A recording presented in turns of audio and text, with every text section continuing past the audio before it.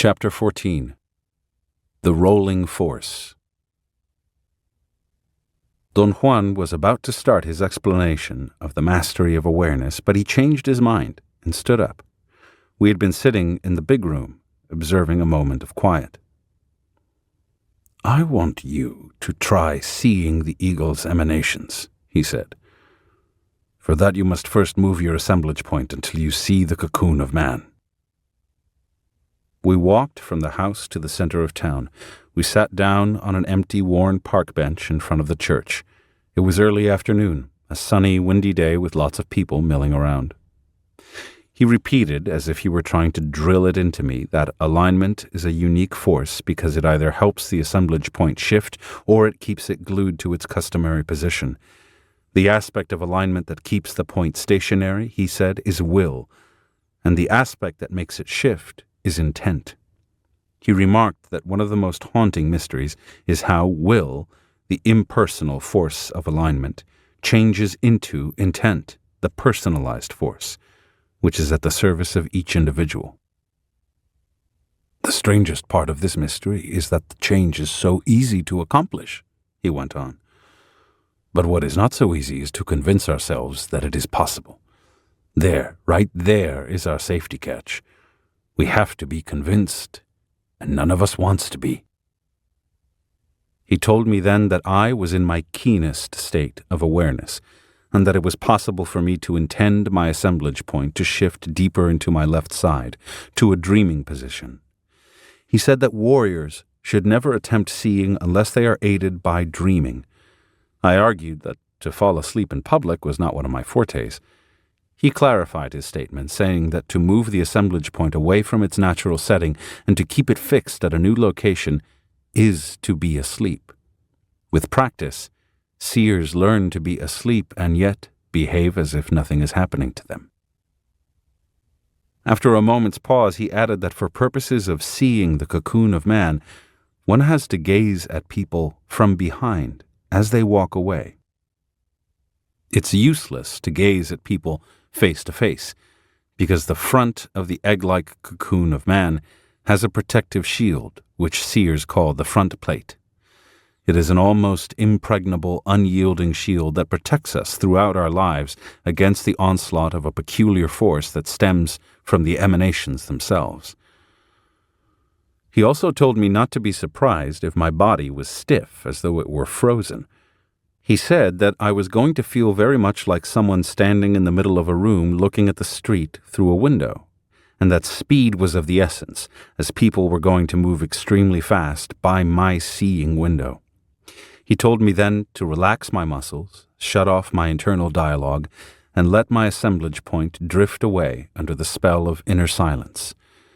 He urged me to smack myself gently but firmly on my right side, between my hip bone and my rib cage. I did that 3 times, and I was sound asleep. It was a most peculiar state of sleep. My body was dormant, but I was perfectly aware of everything that was taking place. I could hear Don Juan talking to me, and I could follow every one of his statements as if I were awake, yet I could not move my body at all. Don Juan said that a man was going to walk by my seeing window and that I should try to see him. I unsuccessfully attempted to move my head, and then a shiny egg-like shape appeared. It was resplendent. I was awed by the sight, and before I could recover from my surprise, it was gone. It floated away, bobbing up and down. Everything had been so sudden and fast that it made me feel frustrated and impatient. I felt that I was beginning to wake up. Don Juan talked to me again and urged me to relax. He said that I had no right and no time to be impatient. Suddenly, another luminous being appeared and moved away. It seemed to be made of a white fluorescent shag. Don Juan whispered in my ear that if I wanted to, my eyes were capable of slowing down everything they focused on. Then he warned me that another man was coming. I realized at that instant that there were 2 voices. The one I had just heard was the same one that had admonished me to be patient. That was Don Juan's. The other the one that told me to use my eyes to slow down movement, was the voice of seeing. That afternoon, I saw 10 luminous beings in slow motion. The voice of seeing guided me to witness in them everything Don Juan had told me about the glow of awareness. There was a vertical band with a stronger amber glow on the right side of those egg-like luminous creatures, perhaps 1/10 of the total volume of the cocoon. The voice said that was man's band of awareness. The voice pointed out a dot on man's band, a dot with an intense shine. It was high on the oblong shapes, almost on the crest of them, on the surface of the cocoon. The voice said that it was the assemblage point. When I saw each luminous creature in profile from the point of view of its body, its egg-like shape was like a gigantic asymmetrical yo-yo that was standing edgewise, or like an almost round pot that was resting on its side with the lid on. The part that looked like a lid was the front plate. It was perhaps 1/5 the thickness of the total cocoon. I would have gone on seeing those creatures, but Don Juan said that I should now gaze at people face to face and sustain my gaze until I had broken the barrier and I was seeing the emanations. I followed his command. Almost instantaneously, I saw a most brilliant array of live, compelling fibers of light. It was a dazzling sight that immediately shattered my balance. I fell down on the cement walk on my side. From there, I saw the compelling fibers of light multiply themselves. They burst open, and myriads of other fibers came out of them. But the fibers, compelling as they were, somehow did not interfere with my ordinary view. There were scores of people going into church. I was no longer seeing them. There were quite a few women and men just around the bench. I wanted to focus my eyes on them, but instead I noticed how one of those fibers of light bulged suddenly. It became like a ball of fire that was perhaps 7 feet in diameter. It rolled on me. My first impulse was to roll out of its way. Before I could even move a muscle, the ball had hit me. I felt it as clearly as if someone had punched me gently in the stomach. An instant later, another ball of fire hit me, this time with considerably more strength, and then Don Juan whacked me really hard on the cheek with his open hand. I jumped up involuntarily and lost sight of the fibers of light and the balloons that were hitting me. Don Juan said that I had successfully endured my first brief encounter with the eagle's emanations, but that a couple of shoves from the tumbler had dangerously opened up my gap. He added that the balls that had hit me were called the rolling force, or the tumbler. We had returned to his house, although I didn't remember how or when. I had spent hours in a sort of semi-sleeping state. Don Juan and the other seers of his group had given me large amounts of water to drink. They had also submerged me in an ice-cold tub of water for short periods of time. "Were those fibers I saw the eagle's emanations?" I asked Don Juan. "Yes, but you didn't really see them," he replied. "No sooner had you begun to see than the tumbler stopped you. If you had remained a moment longer, it would have blasted you." "What exactly is the tumbler?" I asked. "It's a force from the eagle's emanations," he said. "A ceaseless force that strikes us every instant of our lives. It is lethal when seen, but otherwise we are oblivious to it in our ordinary lives because we have protective shields. We have consuming interests that engage all our awareness. We are permanently worried about our station, our possessions.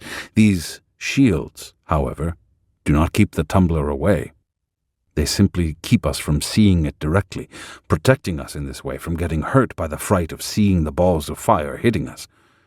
Shields are a great help and a great hindrance to us. They pacify us and, at the same time, fool us. They give us a false sense of security. He warned me that a moment would come in my life when I would be without any shields, uninterruptedly at the mercy of the tumbler. He said that it is an obligatory stage in the life of a warrior, known as losing the human form. I asked him to explain to me once and for all what the human form is and what it means to lose it. He replied that seers describe the human form as the compelling force of alignment of the emanations lit by the glow of awareness on the precise spot on which normally man's assemblage point is fixated. It is the force that makes us into persons.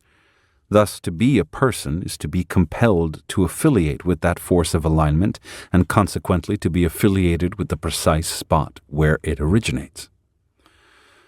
By reason of their activities at a given moment, the assemblage points of warriors drift toward the left. It is a permanent move, which results in an uncommon sense of aloofness or control or even abandon. That drift of the assemblage point entails a new alignment of emanations. It is the beginning of a series of greater shifts. Seers very aptly called this initial shift losing the human form, because it marks an inexorable movement of the assemblage point away from its original setting, resulting in the irreversible loss of our affiliation to the force that makes us persons. He asked me then to describe all the details I could remember about the balls of fire. I told him that I had seen them so briefly I wasn't sure I could describe them in detail. He pointed out that seeing is a euphemism for moving the assemblage point, and that if I moved mine a fraction more to the left, I would have a clear picture of the balls of fire, a picture which I could interpret then as having remembered them. I tried to have a clear picture, but I couldn't, so I described what I remembered. He listened attentively and then urged me to recall if they were balls or circles of fire. I told him I didn't remember. He explained that those balls of fire are of crucial importance to human beings because they are the expression of a force that pertains to all details of life and death, something that the new seers called the rolling force. I asked him to clarify what he meant by all the details of life and death. The rolling force is the means through which the eagle distributes life and awareness for safekeeping, he said. But it is also the force that, let's say, collects the rent. It makes all living beings die. What you saw today was called by the ancient seers the tumbler. He said that seers describe it as an eternal line of iridescent rings or balls of fire that roll onto living beings ceaselessly.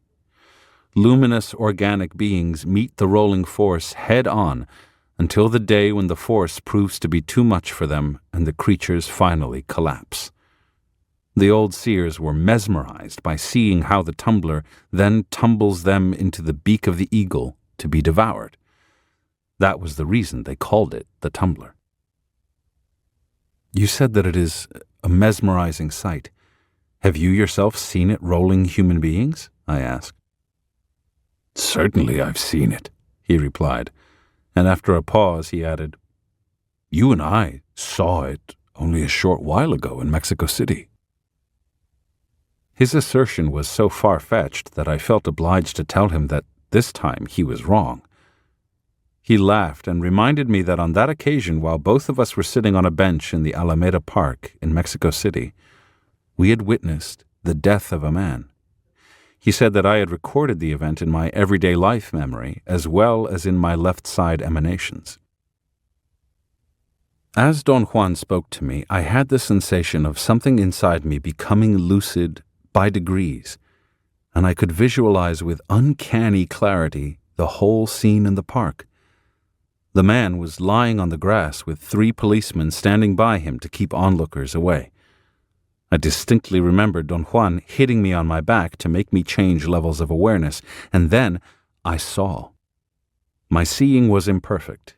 I was unable to shake off the sight of the world of everyday life. What I ended up with was a composite of filaments of the most gorgeous colors superimposed on the buildings and the traffic.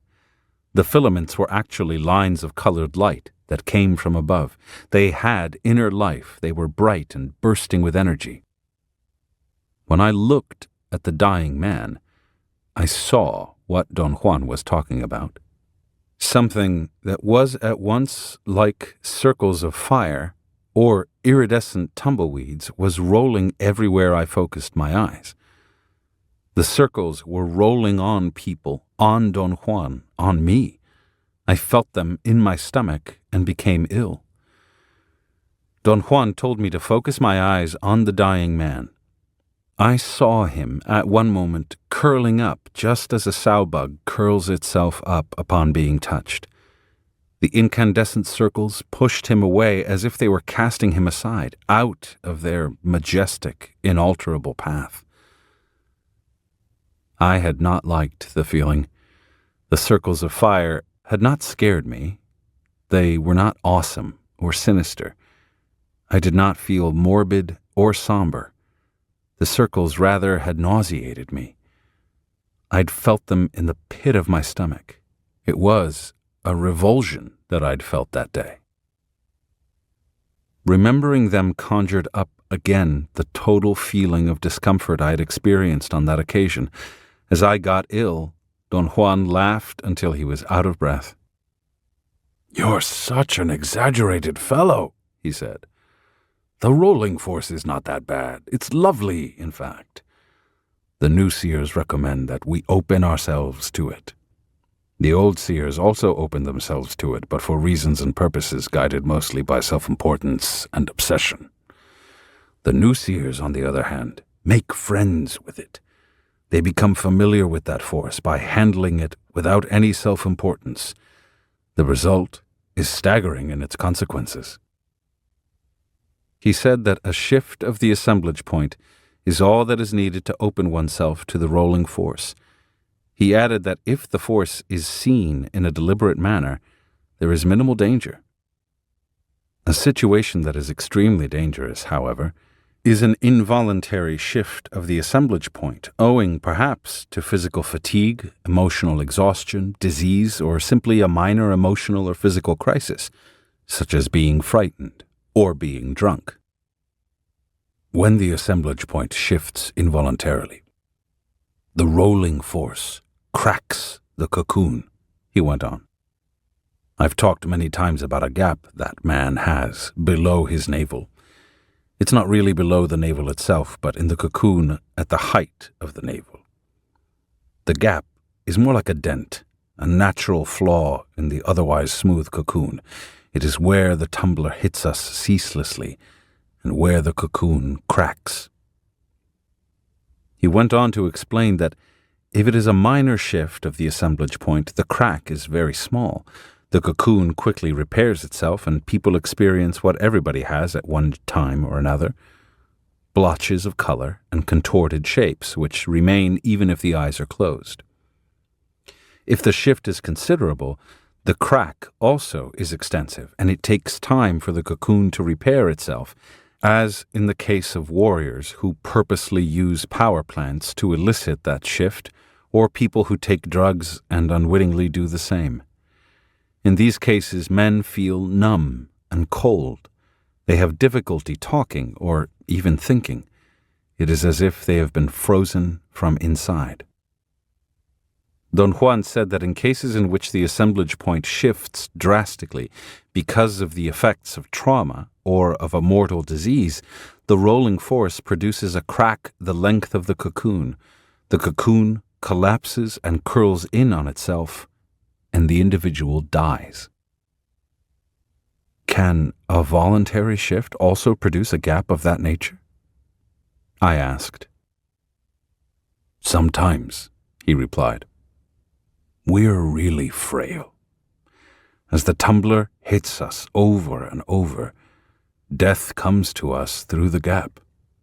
Death is the rolling force. When it finds weakness in the gap of a luminous being, it automatically cracks it open and makes it collapse. Does every living being have a gap? I asked. Of course, he replied. If it didn't have one, it wouldn't die. The gaps are different, however, in size and configuration. Man's gap is a bowl-like depression the size of a fist, a very frail, vulnerable configuration. The gaps of other organic creatures are very much like man's. Some are stronger than ours and others are weaker, but the gap of inorganic beings is really different. It's more like a long thread, a hair of luminosity. Consequently, inorganic beings are infinitely more durable than we are. There is something hauntingly appealing about the long life of those creatures, and the old seers could not resist being carried away by that appeal. He said that the same force can produce two effects that are diametrically opposed. The old seers were imprisoned by the rolling force, and the new seers are rewarded for their toils with the gift of freedom. By becoming familiar with the rolling force through the mastery of intent, the new seers at a given moment open their own cocoons, and the force floods them rather than rolling them up like a curled-up sowbug. The final result is their total and instantaneous disintegration. I asked him a lot of questions about the survival of awareness after the luminous being is consumed by the fire from within. He didn't answer. He simply chuckled, shrugged his shoulders, and went on to say that the old seer's obsession with the tumbler blinded them to the other side of that force. The new seers, with their usual thoroughness in refusing tradition, went to the other extreme. They were at first totally averse to focusing their seeing on the tumbler. They argued that they needed to understand the force of the emanations at large in its aspect of life-giver and enhancer of awareness. They realized that it is infinitely easier to destroy something, Don Juan went on, than it is to build it and maintain it. To roll life away is nothing compared to giving it and nourishing it. Of course, the new seers were wrong on this count, but in due course they corrected their mistake. How are they wrong, Don Juan? It's an error to isolate anything for seeing. At the beginning, the new seers did exactly the opposite from what their predecessors did. They focused with equal attention on the other side of the tumbler. What happened to them was as terrible, if not worse, than what happened to the old seers. They died stupid deaths, just as the average man does. They didn't have the mystery or the malignancy of the ancient seers, nor had they the quest for freedom of the seers of today. Those first new seers served everybody. Because they were focusing their seeing on the life-giving side of the emanations, they were filled with love and kindness. But that didn't keep them from being tumbled. They were vulnerable, just as were the old seers who were filled with morbidity.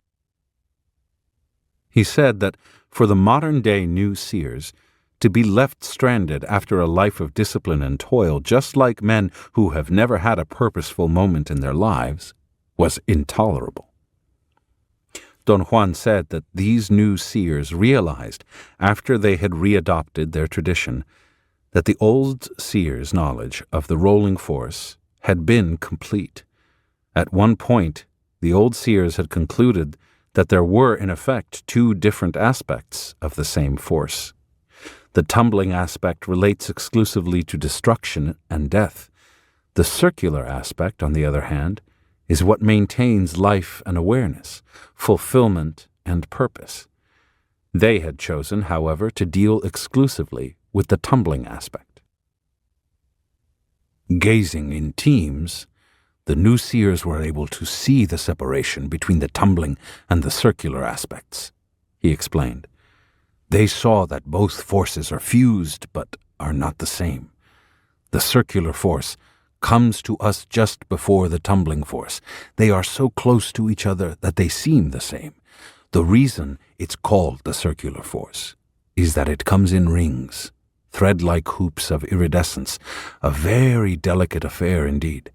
And just like the tumbling force, it strikes all living beings ceaselessly, but for a different purpose.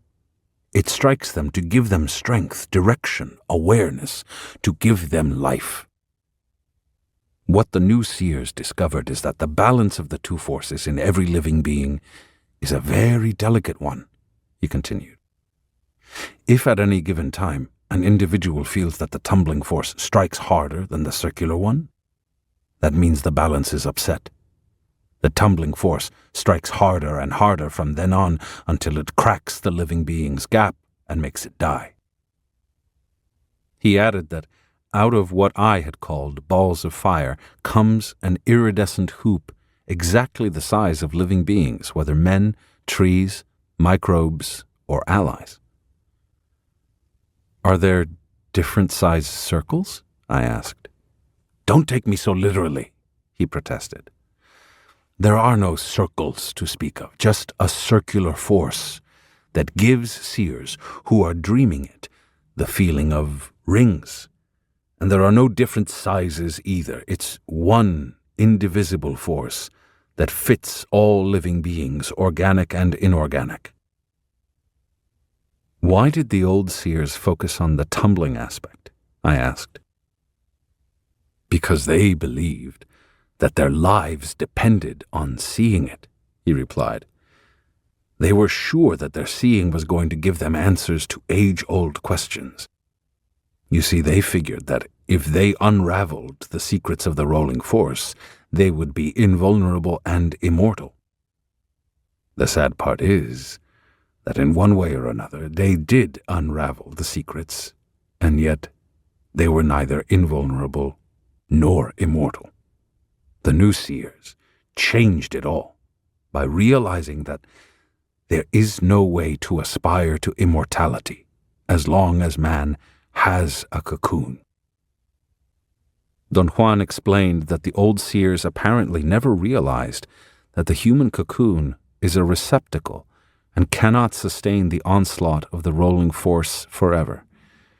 In spite of all the knowledge that they had accumulated, they were in the end certainly no better and perhaps much worse off than the average man. In what way were they left worse off than the average man? I asked. Their tremendous knowledge forced them to take it for granted that their choices were infallible, he said. So they chose to live at any cost. Don Juan looked at me and smiled. With his theatrical pause, he was telling me something I could not fathom. They chose to live, he repeated, just as they chose to become trees in order to assemble worlds with those nearly unreachable great bands. What do you mean by that, Don Juan? I mean that they used the rolling force to shift their assemblage points to unimaginable, dreaming positions, instead of letting it roll them to the beak of the eagle to be devoured.